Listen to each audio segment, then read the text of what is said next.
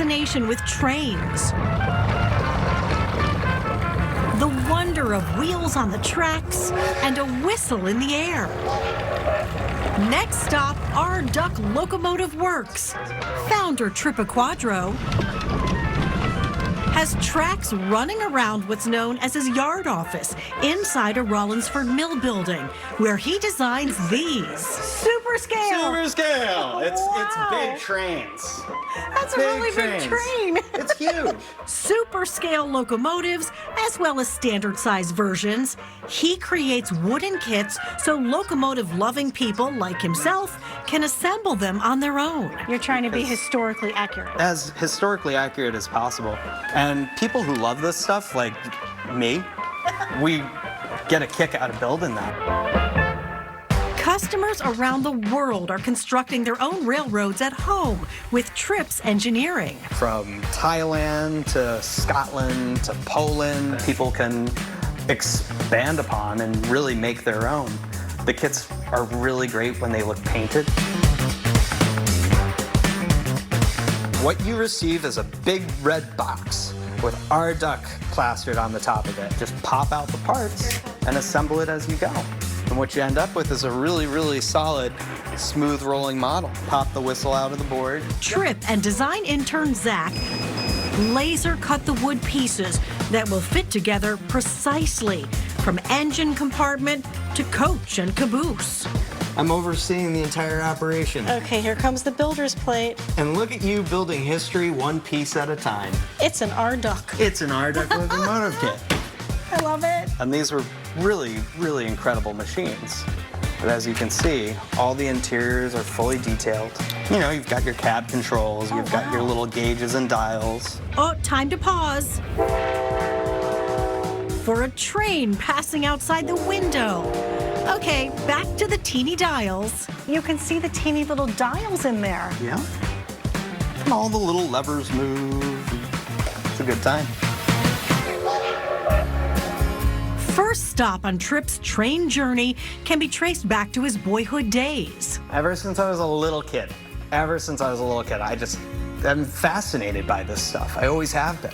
I would spend the bulk of my time just aimlessly nailing pieces of wood together and calling them locomotives. His mother had a country gift shop called Our Duck. Her old signs were hanging in the family barn. The barn was always a place where I could escape to, and it was where I would see my dad building things. As time went on, I started just referring to the barn where I used to play as the Our Duck Locomotive Works. The name stuck down the line. You know, mine has the little duck between the U and the C, which I like. Tripp writes the instructions in old-time locomotive lingo. You're gonna have to put together a couple flat cars for me.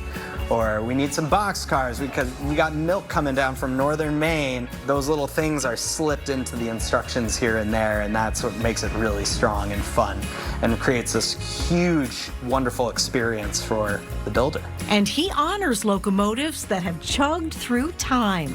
You know, things that people recognize, whether it's, you know, your iconic wood-burning 440 or, you know, the little trains that run up in Maine. And we do something like this, which would be very familiar to a lot of people in New Hampshire as the Mount Washington Cog Railway, but we don't call it that. We call it the Our Duck Cog Railway, but it is inspired by that. We try to get as many drawings and documents as possible from the original locomotive builders. I feel like this is so nostalgic for people. Incredibly, incredibly. There's something about steam technology, locomotives in general, about travel, about just the weight of it, the smell, sight, sound. It's every single sense.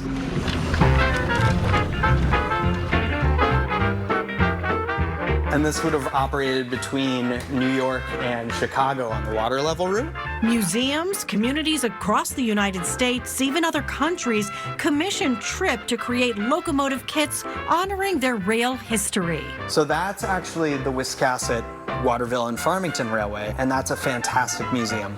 It's just a matter of drinking a ton of coffee, analyzing old drawings from the 1940s, and creating something that someone could build in their kitchen. And also this little guy, right? Train's coming. Tripp's train radar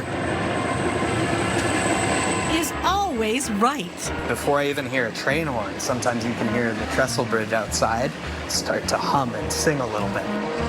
Sometimes I'm sitting at the desk with a typewriter just clacking away. You'll have like the antique lanterns flickering and you get a heavy freight train going by, and there's nothing like that. It's incredible. You feel like that little kid's dream has come true? Oh, absolutely. Whoa. It's a big one. I'm excited about what I'm going to create next. A dream come true.